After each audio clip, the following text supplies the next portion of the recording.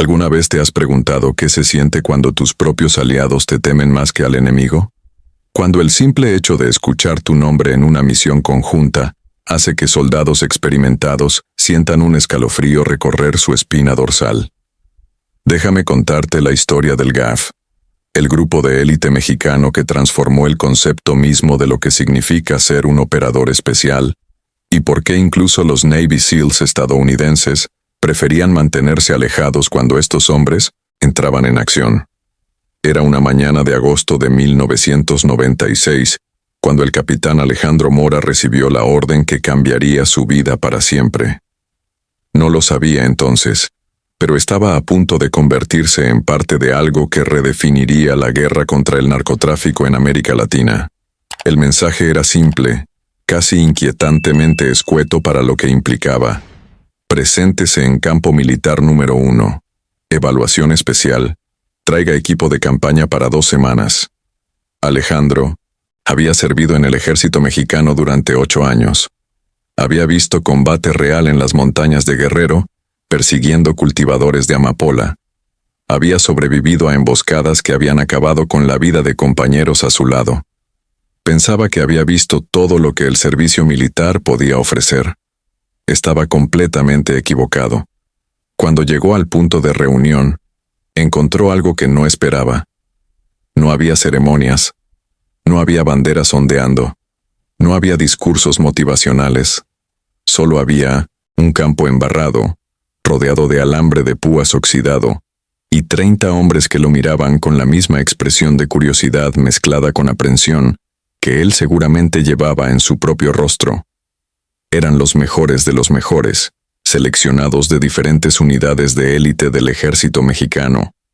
Cada uno había demostrado valentía excepcional en combate, resistencia física sobresaliente y, sobre todo, una lealtad inquebrantable a la institución militar. Lo que ninguno de ellos sabía era que estaban a punto de ser los conejillos de Indias de un experimento sin precedentes en la historia militar de México. Un hombre apareció desde las sombras de un hangar cercano. No llevaba uniforme tradicional, sino ropa de combate estadounidense con parches que Alejandro no reconoció inmediatamente. Era alto, con la piel curtida por el sol y los ojos de alguien que había visto demasiado. Cuando habló, lo hizo en un español con acento, pero fluido. Caballeros, mi nombre es irrelevante. Pueden llamarme Instructor 1. Vengo de Fort Bragg, Carolina del Norte. Durante las próximas 8 semanas, yo y mi equipo vamos a hacer algo muy simple. Vamos a romperlos. Vamos a destruir todo lo que creen saber sobre ser un soldado.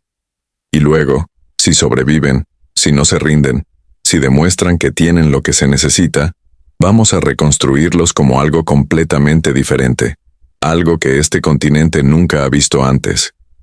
Hizo una pausa, dejando que sus palabras penetraran en cada hombre presente. Dentro de 2 meses, algunos de ustedes serán parte del grupo aeromóvil de Fuerzas Especiales. El resto habrá aprendido una lección valiosa sobre sus propias limitaciones. Ahora, dejen su equipaje donde está y comiencen a correr. No se detengan hasta que yo lo diga. Eso fue hace 28 años. Y lo que sucedió en aquellos campos de entrenamiento en las afueras de la Ciudad de México sigue siendo legendario en los círculos militares de todo el mundo. El GAFE no nació por casualidad. Nació de la desesperación y la necesidad. A mediados de los 90, México enfrentaba una crisis sin precedentes. Los cárteles de la droga habían evolucionado de ser simples organizaciones criminales a convertirse en ejércitos paramilitares, con armamento de grado militar, inteligencia sofisticada y, lo más preocupante, corrupción que penetraba hasta los niveles más altos del gobierno y las fuerzas de seguridad.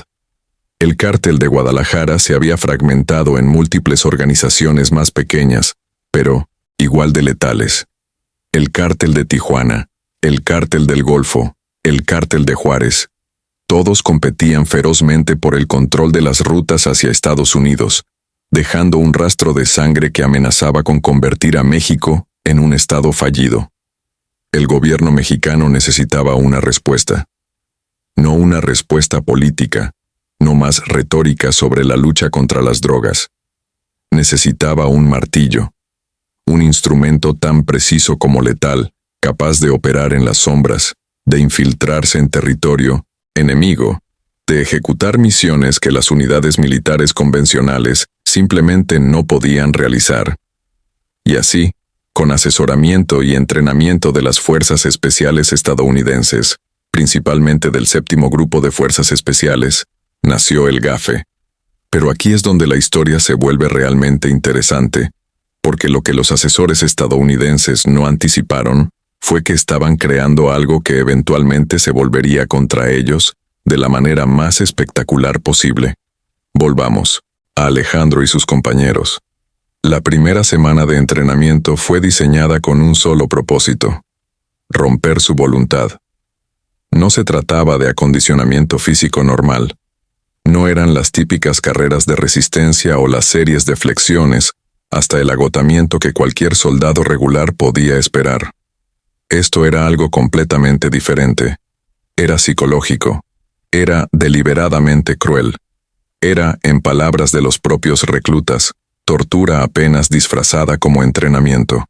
El segundo día, los pentocintorianos despertaron a las 2 de la mañana con el sonido ensordecedor de disparos de AK-47 sobre sus cabezas.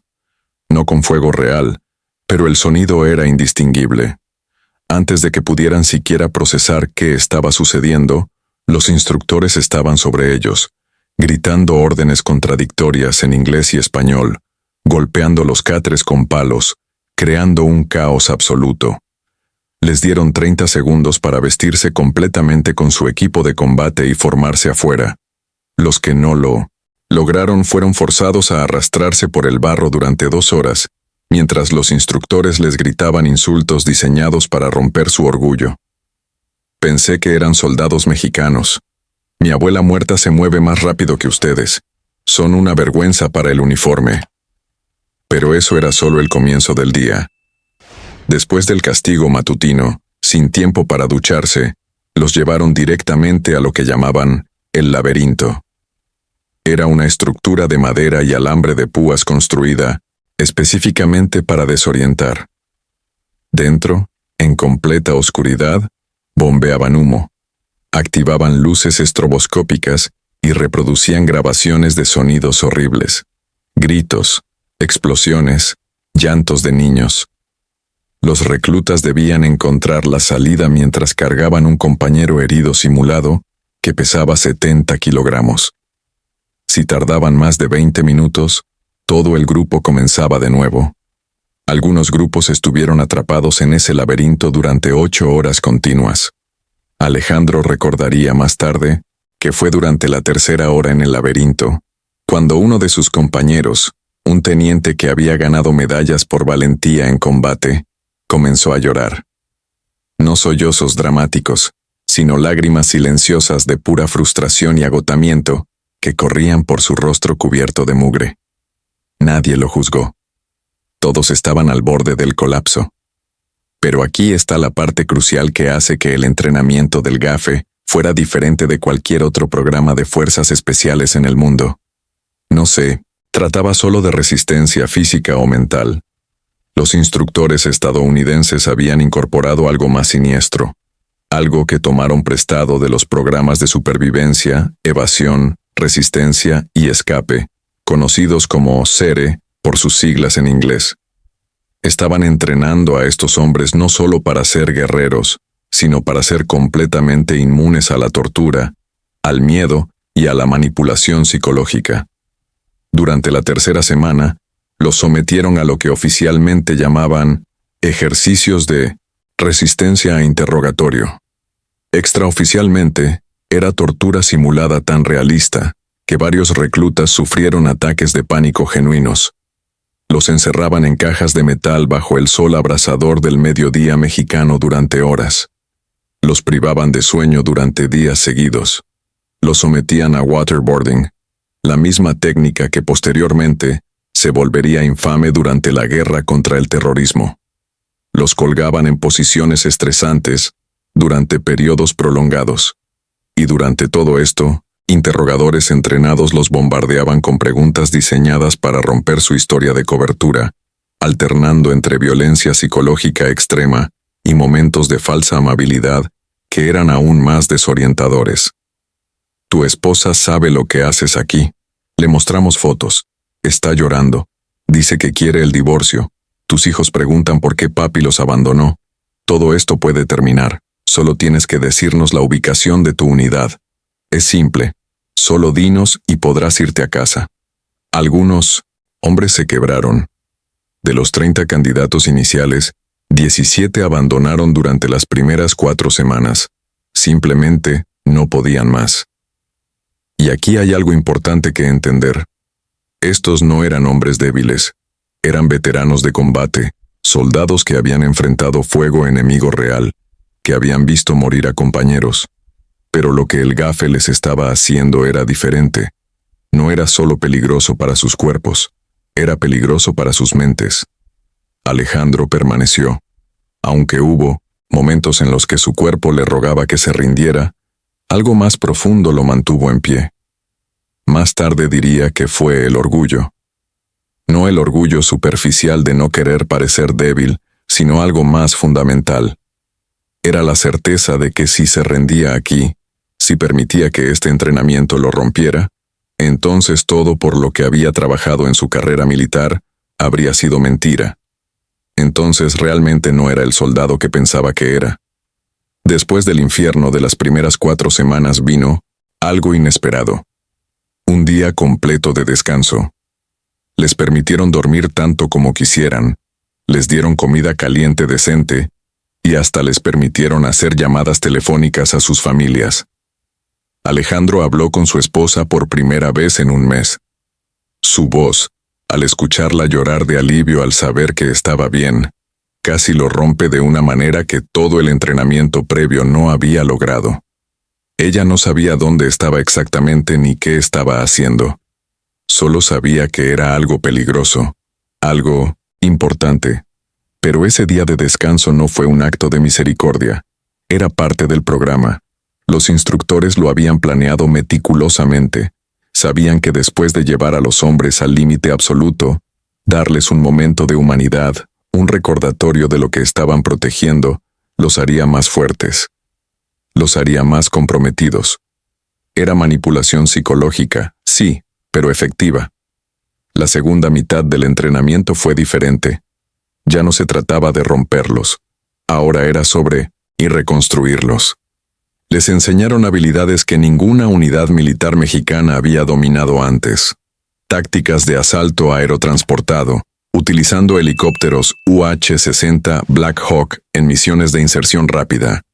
Operaciones anfibias, trabajando con los infantes de marina para simular ataques coordinados desde el agua. Francotirador de precisión, no solo disparar desde distancia, sino toda la ciencia detrás de leer el viento, calcular la caída de la bala, controlar la respiración y el latido del corazón para lograr un disparo perfectamente colocado a 800 metros. Les enseñaron demoliciones, cómo fabricar explosivos improvisados con materiales comunes, cómo colocar cargas de corte para derribar estructuras específicas, cómo desactivar trampas explosivas. Les enseñaron inteligencia humana, cómo cultivar informantes, cómo infiltrarse en organizaciones criminales, cómo leer el lenguaje corporal y detectar mentiras. Les enseñaron supervivencia en entornos hostiles, desde junglas, tropicales hasta desiertos áridos, cómo encontrar agua, qué comer, cómo evitar detección. Pero más importante que cualquier habilidad técnica, les enseñaron a pensar como sus enemigos. Los instructores traían a ex miembros de cárteles, criminales que habían aceptado cooperar con las autoridades, y estos hombres les explicaban desde dentro cómo operaban las organizaciones criminales, cómo comunicaban usando códigos, cómo movían drogas y dinero, cómo corrompían a oficiales, cómo elegían objetivos. Era información invaluable, el tipo de conocimiento que no se puede obtener de ningún manual. Uno de estos informantes, un ex sicario del cártel del Golfo, que había matado a más de 40 personas antes de ser capturado, les dijo algo que Alejandro nunca olvidaría. Ustedes pueden tener mejor entrenamiento, mejores armas, mejor equipo, pero nosotros tenemos algo que ustedes no tienen. No tenemos nada que perder. Un soldado quiere sobrevivir, regresar a casa. Nosotros ya estamos muertos por dentro. Eso nos hace más peligrosos. Era una verdad incómoda pero importante. Y el entrenamiento del GAFE tenía que preparar a estos hombres para enfrentar enemigos que no jugaban según las reglas, que no tenían líneas que no cruzarían, que matarían civiles sin pensarlo 2 veces si eso les daba una ventaja táctica. Cuando las 8 semanas terminaron, de los 30 candidatos originales, solo 13 completaron el programa.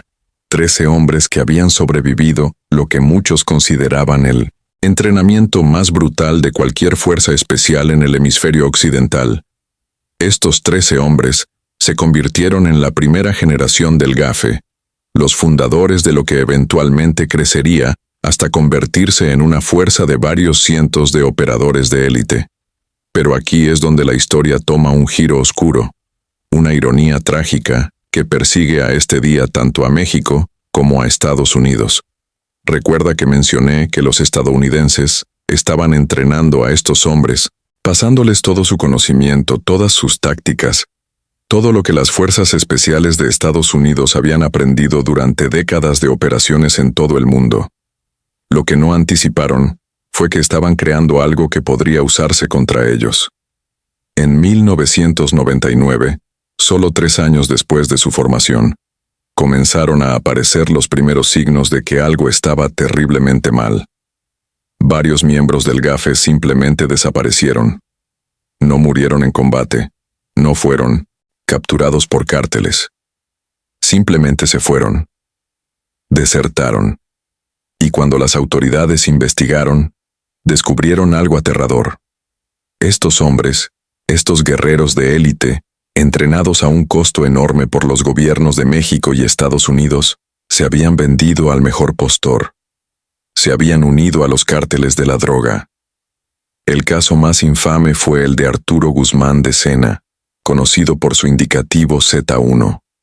Guzmán de Sena había sido uno de los miembros originales del GAFE, un operador excepcional que había participado en algunas de las misiones más exitosas contra los cárteles en los primeros años de la unidad, pero en 1999 fue reclutado por Osiel Cárdenas Guillén, líder del cártel del Golfo, quien le hizo una oferta que no pudo rechazar: dinero, mucho dinero, más dinero del que jamás vería como soldado del gobierno, sin importar cuántas medallas ganara. Guzmán de Sena no vino solo. Trajo consigo a más de 30 exmiembros del GAFE, todos con el mismo entrenamiento de élite, todas las mismas habilidades letales. Juntos, formaron lo que se conoció como los Zetas, posiblemente el grupo criminal más brutal y tecnológicamente sofisticado en la historia de América Latina. Los Zetas cambiaron completamente las reglas del juego en la guerra contra las drogas. Antes de ellos, los cárteles eran organizaciones criminales, sí, pero operaban más como empresas violentas. Los Zetas operaban como una fuerza militar. Utilizaban las mismas tácticas que habían aprendido en el GAFE.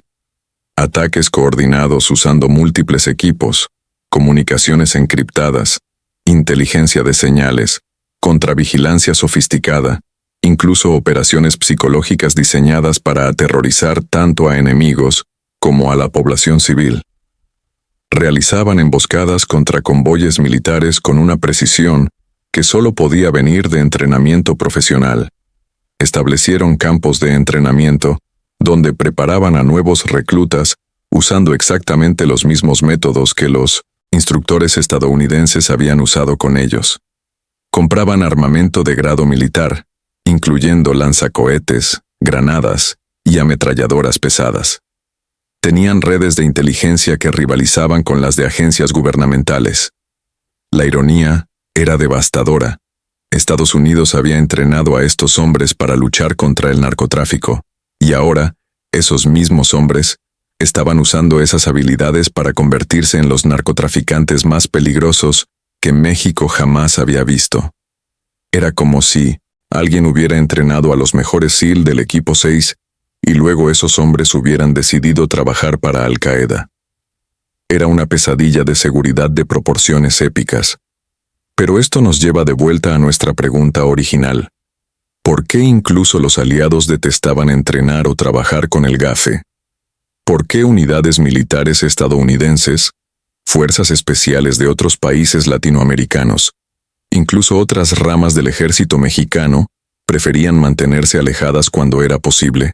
Alejandro, quien eventualmente alcanzó el rango de mayor y se convirtió en comandante de equipo en el GAFE, me explicó esto durante una conversación que tuvimos años después de su retiro. Para entonces, llevaba cicatrices tanto físicas como mentales de sus años en la unidad.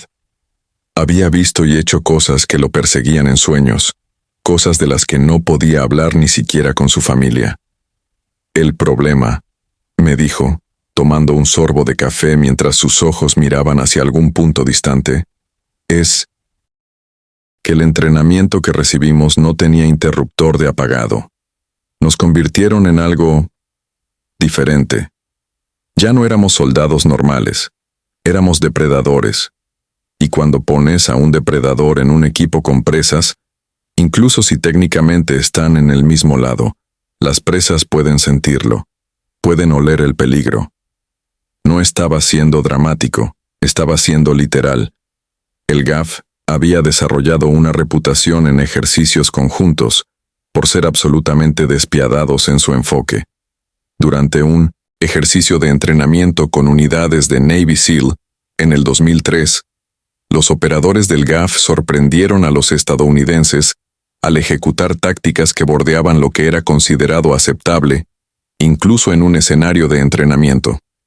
Cuando estaban designados como fuerza opositora, no solo ganaban el ejercicio, devastaban al equipo contrario de maneras que iban más allá de la simulación normal. Un SEAL que participó en ese ejercicio recordó: esperábamos profesionalismo militar.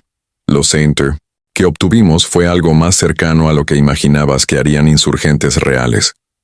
Ignoraron las reglas de enfrentamiento del ejercicio. Usaron tácticas que estaban técnicamente dentro de las reglas, pero violaban el espíritu de lo que se suponía que era un ejercicio de entrenamiento cooperativo. Emboscaron a nuestros grupos de rescate. Ejecutaron a prisioneros simulados cuando los árbitros no miraban. Fue inquietante porque te das cuenta de que si esto fuera real, si estos tipos decidieran que eres el enemigo, estarías absolutamente jodido. Esta mentalidad no surgió de la nada.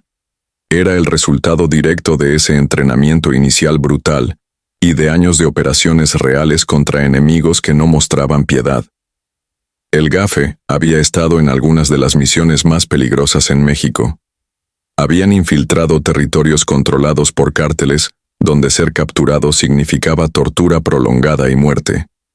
Habían rescatado rehenes de situaciones imposibles. Habían ejecutado arrestos de 1900 capos de alto nivel que estaban protegidos por pequeños ejércitos de sicarios. Y habían visto de primera mano lo que sucedía cuando mostrabas debilidad o vacilación. Habían encontrado fosas comunes llenas de víctimas de los cárteles, incluyendo mujeres y niños. Habían respondido a escenas de masacres que desafiaban la descripción. Habían perdido compañeros de maneras horribles, como cuando una patrulla del GAFE fue emboscada en Tamaulipas, y los cárteles no solo mataron a los soldados, sino que mutilaron sus cuerpos y los dejaron colgando de puentes como advertencia. Ese tipo de experiencia cambia a una persona. Te endurece de maneras que van más allá de lo normal. Y cuando llevas esa dureza a ejercicios de entrenamiento, con aliados que, francamente, nunca han experimentado ese nivel de brutalidad en sus propias operaciones, crea una desconexión fundamental. Había también un elemento cultural que complicaba las cosas. Los operadores del GAFE desarrollaron una mentalidad de nosotros contra el mundo, que es común en unidades de élite. pero amplificada por la sensación de que estaban librando una guerra que nadie más realmente entendía o apreciaba. Veían a unidades militares estadounidenses que venían a México para ejercicios breves y luego regresaban a sus cómodas bases en Estados Unidos. Y había resentimiento. Resentimiento porque estos estadounidenses nunca tenían que vivir con las consecuencias de la guerra contra las drogas, de la manera en que ellos lo hacían. Sus familias no estaban en peligro. No recibían amenazas de cárteles. No tenían que preocuparse de que sus hijos fueran secuestrados como represalia por su trabajo. Este resentimiento ocasionalmente se manifestaba en formas poco profesionales. Durante ejercicios conjuntos, operadores del GAF a veces se negaban a seguir protocolos establecidos, argumentando que así no es como funcionan las cosas en el mundo real.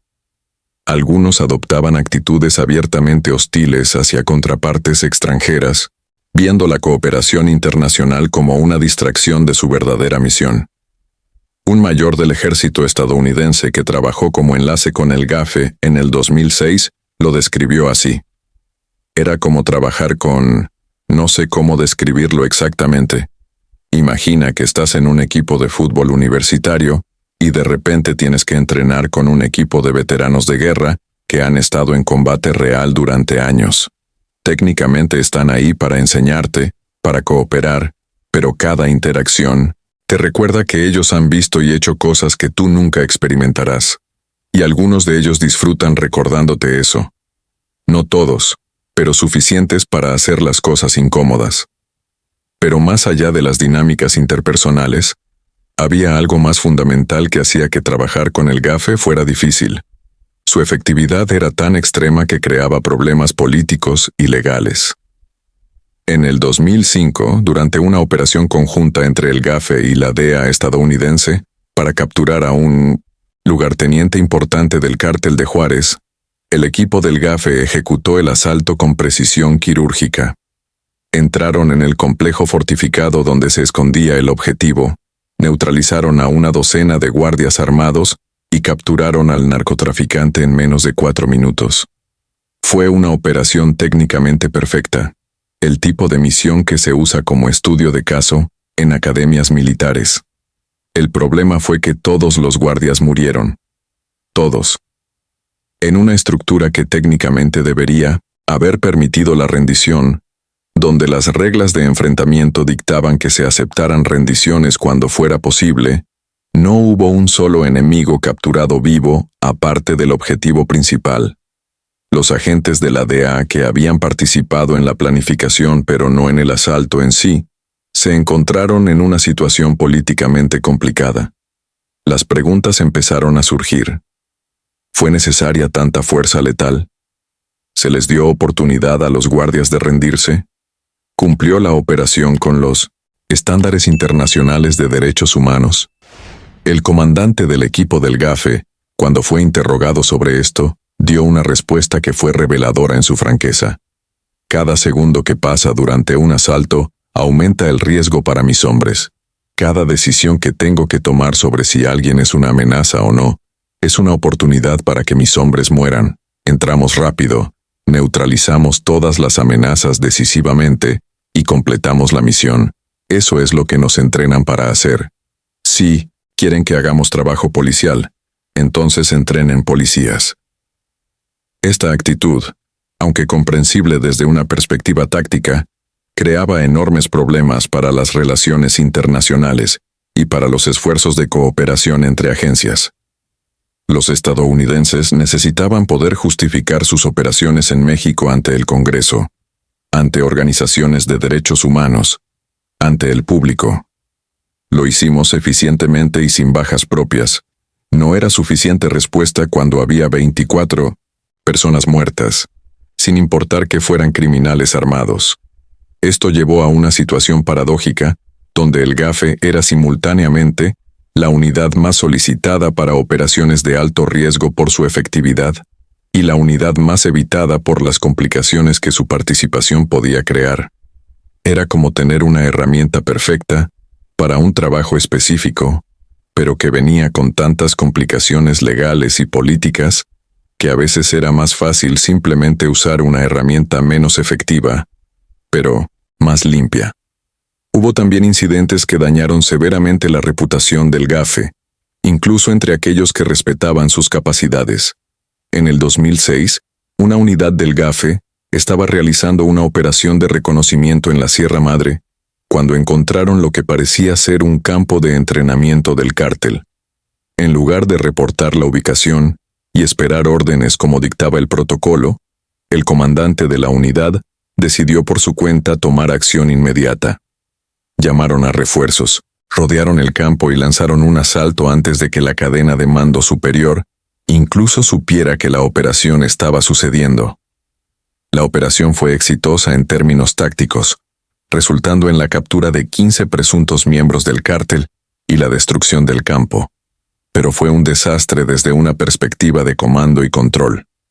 El comandante del GAFE había actuado completamente fuera de sus órdenes, había comprometido lo que se suponía era una misión de solo reconocimiento, y había arriesgado un incidente internacional, porque resultó que el campo estaba a menos de 15 kilómetros de la frontera con Guatemala. Cuando fue confrontado por sus superiores, su respuesta fue: el enemigo estaba ahí. Teníamos la oportunidad. La tomamos. ¿No es eso por lo que nos entrenan? Era una mentalidad de operador especial, llevada a un extremo que violaba principios fundamentales de disciplina militar y cadena de mando. Este incidente fue ampliamente discutido en círculos militares y contribuyó a la percepción de que el GAFE, por todo su entrenamiento de élite, tenía un problema cultural con la autoridad y el seguir órdenes cuando esas órdenes conflictuaban con su juicio sobre la situación en el terreno. Para ser justos con el GAFE, parte de este problema era estructural. Los habían entrenado para operar con alta autonomía, para tomar decisiones tácticas rápidas sin consultar constantemente con superiores, porque en el tipo de misiones que realizaban, esa flexibilidad era necesaria. Pero esa autonomía a veces se transformaba en arrogancia institucional, una sensación de que las reglas que aplicaban a otras unidades no les aplicaban a ellos, porque ellos eran especiales. Alejandro admitió esto cuando hablamos. Nos convertimos en víctimas de nuestro propio éxito, dijo. Éramos tan buenos en lo que hacíamos, habíamos logrado cosas que otros consideraban imposibles, que empezamos a creer que sabíamos mejor que nadie, que nuestro juicio en el campo era superior al de los comandantes que estaban en oficinas mirando mapas. A veces teníamos razón, pero a veces esa arrogancia nos llevaba a tomar decisiones que causaban más problemas de los que resolvían. Y luego estaba el problema del legado de los Zetas, que nunca realmente desapareció. Incluso años después de la deserción inicial, continuaron surgiendo casos de miembros del GAFE que se pasaban al lado criminal. No en números masivos, no era una fuga constante de personal, pero lo suficiente como para crear una nube permanente de sospecha sobre la unidad. Cada nuevo caso de corrupción o deserción reforzaba la pregunta incómoda: ¿están entrenando a los mejores soldados de México o están entrenando a los futuros líderes de cárteles? Esta sospecha afectaba todo. En operaciones conjuntas, las agencias de inteligencia extranjeras a veces retenían información crítica del GAFE por temor a que pudiera filtrarse a los cárteles. Hubo casos documentados donde esto resultó en fallos de misión porque el GAFE estaba operando con inteligencia incompleta. Era una situación sin salida. La falta de confianza creaba fallos operacionales que luego se usaban como evidencia adicional de que el GAFE era poco confiable. Un analista de la CIA que trabajó en México durante esos años me dijo, bajo condición de anonimato: el GAFE era simultáneamente nuestro mejor socio y nuestra mayor preocupación en México, porque sabíamos que si les pasábamos inteligencia sobre ubicaciones de capos o rutas de drogas, esa operación probablemente sería exitosa, pero también sabíamos que existía una posibilidad no cero de que esa misma inteligencia terminara en manos de los cárteles, advirtiéndoles con anticipación.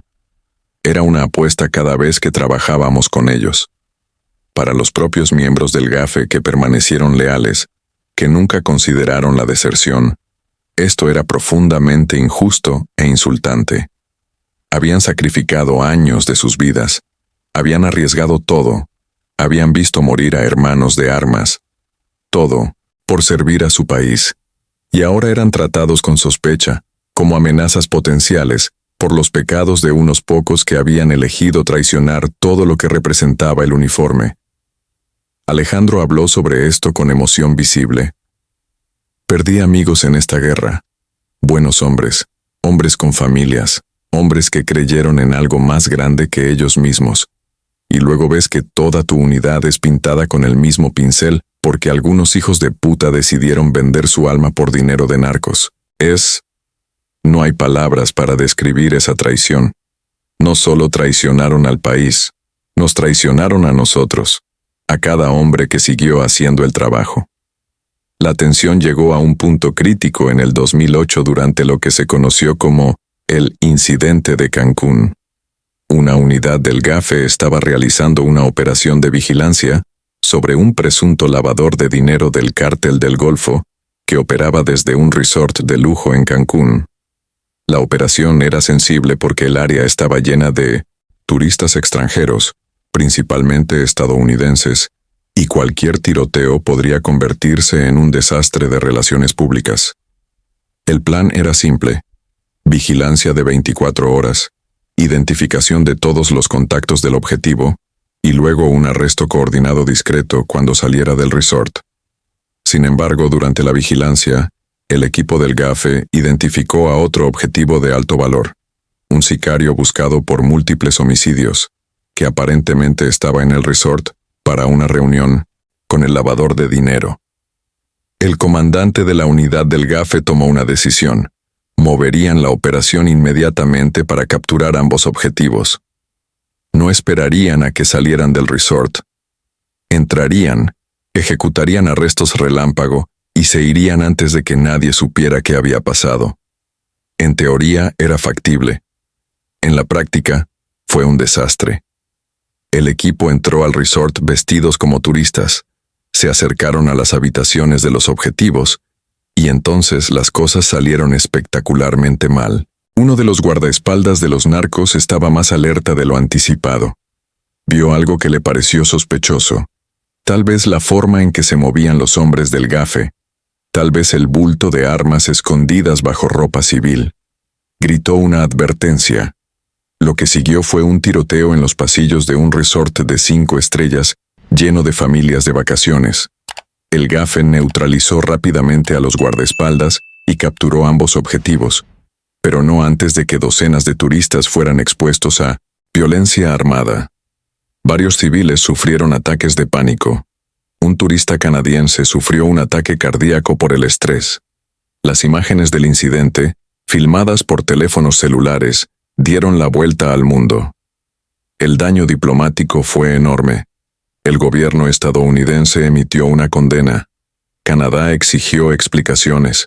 La industria turística de México, vital para la economía, sufrió un golpe inmediato con cancelaciones de reservas. Y el GAFE, que había ejecutado la operación con éxito técnico, capturando ambos objetivos sin una sola baja de operadores o civiles, era visto como imprudente y peligroso. Lo peor fue que surgió evidencia de que el comandante de la unidad del GAFE había sido específicamente ordenado por sus superiores de no ejecutar la operación de esa manera, de mantener solo vigilancia hasta que se pudiera coordinar un arresto más seguro. Había ignorado esas órdenes porque, en su evaluación profesional, la oportunidad de capturar ambos objetivos era demasiado valiosa para dejarla pasar. Fue despedido del GAFE y enfrentó un consejo de guerra militar. Durante el juicio, argumentó que había actuado según su entrenamiento, que le habían enseñado a tomar decisiones tácticas agresivas, a aprovechar oportunidades cuando se presentaban. Y técnicamente, tenía razón. Eso era exactamente lo que le habían enseñado. El problema era que hay una línea entre autonomía táctica y insubordinación, y él la había cruzado. El incidente forzó una evaluación seria del GAFE por parte de liderazgo militar mexicano. Se implementaron nuevas reglas de enfrentamiento, más supervisión de operaciones, más énfasis en seguir la cadena de mando. Algunos veteranos del GAFE sintieron que esto diluía lo que hacía especial a la unidad, que estaban siendo domesticados para complacer sensibilidades políticas. Hubo un éxodo de personal experimentado durante este periodo, no hacia los cárteles necesariamente, sino simplemente fuera del servicio militar. Hombres que habían servido 10, 15 años decidían que ya habían tenido suficiente. Algunos se convirtieron en contratistas de seguridad privada, llevando sus habilidades a corporaciones que pagaban mucho mejor con mucho menos escrutinio político. Otros simplemente desaparecieron en la vida civil, tratando de dejar atrás los traumas y las complicaciones. Alejandro fue uno de los que se quedó, ascendiendo eventualmente a un puesto de liderazgo, donde tenía la responsabilidad de entrenar a nuevas generaciones de operadores del GAFE. Me dijo que la misión se convirtió en encontrar un equilibrio, en preservar la efectividad letal que hacía al GAFE tan formidable, mientras incorporaba más disciplina, más conciencia de las implicaciones más amplias de sus acciones. Tuve que enseñarles que ser letal no significa ser imprudente, explicó, que la valentía no es lo mismo que la temeridad, que seguir órdenes no te hace menos guerrero. Estas lecciones son difíciles de enseñar a hombres que han sido entrenados para confiar en sus instintos por encima de todo, para actuar decisivamente sin segunda conjetura. Pero son necesarias si queremos ser más que solo una fuerza de golpe, si queremos ser verdaderos profesionales. Para el 2010, el GAFE había evolucionado. Las historias más extremas de comportamiento insubordinado o operaciones imprudentes se volvieron menos comunes. La unidad mantenía su efectividad pero operaba con más restricción, más conciencia de las ramificaciones políticas y legales de sus acciones. Sin embargo, la reputación permaneció. En ejercicios conjuntos internacionales, el GAFE todavía era tratado con cierta aprensión. No con falta de respeto profesional, todos reconocían su competencia, pero con la cautelosa conciencia de que estos eran hombres que operaban en los márgenes extremos de lo que significaba ser un soldado. Un oficial del SAS británico que participó en un ejercicio multilateral en 2012 lo resumió así: los muchachos del GAFE son absolutamente capaces. Si estuviera en una situación de mierda real, estaría feliz de tenerlos de mi lado. Pero para entrenamiento rutinario, para cooperación estándar, preferirías trabajar con casi cualquier otra unidad. No porque sean malos en lo que hacen, sino porque son demasiado buenos de maneras que hacen que todos los demás sean incómodos. Hay una pregunta más profunda enterrada en toda esta historia, una que va más allá de tácticas militares o relaciones internacionales. ¿Cuál es el costo de crear guerreros perfectos? ¿Qué le haces a un hombre cuando lo entrenas para suprimir toda empatía, para ver cada situación a través del lente de amenaza y neutralización, para valorar la misión por encima de todo lo demás, incluyendo su propia humanidad? Alejandro se retiró del ejército en 2015 con el rango de teniente coronel. Para entonces, había estado en el GAFE durante 19 años. Había participado en literalmente cientos de operaciones. Había sido herido 3 veces, 2 de ellas gravemente. Había perdido la cuenta de cuántos funerales de camaradas había asistido. Cuando hablamos, varios años después de su retiro, me confesó algo que nunca había dicho a nadie oficialmente. Hay partes de mí que murieron durante esos años, dijo. No metafóricamente, literalmente. La persona que era antes del GAFE, ese joven capitán idealista que pensaba que iba a salvar a México, esa persona ya no existe. Fue asesinado lentamente por todo lo que vi, todo lo que hice, todas las líneas que crucé, diciéndome a mí mismo que era necesario, que era por el bien mayor. Me habló de pesadillas que todavía tenía, escenas que reproducían en su mente sin su permiso, de su dificultad para conectar emocionalmente con su familia, cómo su esposa le decía que era como vivir con un fantasio, alguien que estaba físicamente presente, pero emocionalmente ausente. De cómo ciertos sonidos, olores o situaciones lo lanzaban instantáneamente a un estado de hipervigilancia que era apropiado para una zona de guerra pero completamente disfuncional en la vida civil. El entrenamiento que recibimos fue diseñado para convertirte en una máquina de matar eficiente, continuó. Y funciona. Eres increíblemente efectivo. Pero nadie te entrena para volver a ser humano después. Nadie te enseña cómo desactivar todos esos instintos cuando ya no estás en el campo de batalla. Simplemente asumen que lo descubrirás por tu cuenta. Esta es quizás la verdad más triste sobre el GAFE y unidades similares en todo el mundo. El mismo entrenamiento que las hace tan efectivas, que permite a estos hombres hacer cosas que otros considerarían imposibles, también les hace daño de maneras profundas y a menudo permanentes. Es un trato faustiano, competencia extraordinaria a cambio de pedazos de tu humanidad. Y este costo se extiende más allá de los operadores individuales. Las familias de los miembros del GAFE sufrían altas tasas de divorcio, problemas de salud mental en cónyuges e hijos, dificultades financieras cuando el proveedor principal moría o quedaba discapacitado. La unidad intentaba proporcionar servicios de apoyo, pero eran inadecuados para la magnitud del problema. Había también un costo para la sociedad mexicana en general. Cada vez que una operación del GAFE salía mal, cada vez que había víctimas civiles o daños colaterales, erosionaba la confianza pública en las instituciones militares. Y cuando miembros del GAFE desertaban a los cárteles, reforzaba narrativas cínicas sobre la corrupción sistémica, sobre cómo todo el sistema estaba podrido hasta la médula. Sin embargo, sería deshonesto terminar esta historia sin reconocer el otro lado. A pesar de todos los problemas, a pesar de la controversia y las complicaciones, el GAFE logró cosas notables. Desmantelaron células importantes de cárteles, rescataron rehenes, interceptaron cargamentos masivos de drogas, protegieron a funcionarios públicos que de otro modo habrían sido asesinados. En un país desgarrado por la violencia del narcotráfico, representaban una de las pocas fuerzas capaces de confrontar directamente a los cárteles en sus propios términos. Para muchos mexicanos ordinarios que vivían en áreas controladas por el crimen organizado, el GAFE no era una abstracción militar o un tema de debate político. Eran la diferencia entre tener esperanza de que el gobierno aún ejercía algún control y la desesperación completa de vivir en un estado fallido.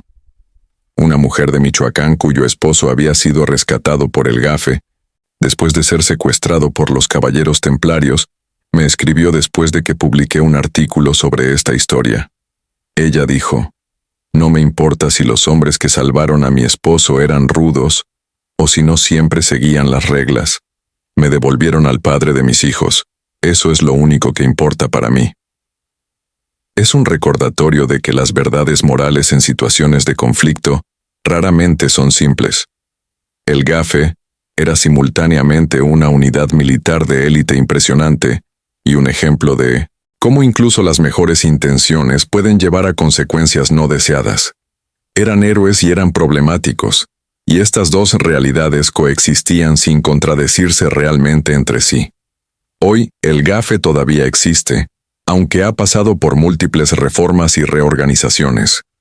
México ha creado otras unidades de élite, aprendiendo tanto de los éxitos como de los fracasos del experimento original del GAFE.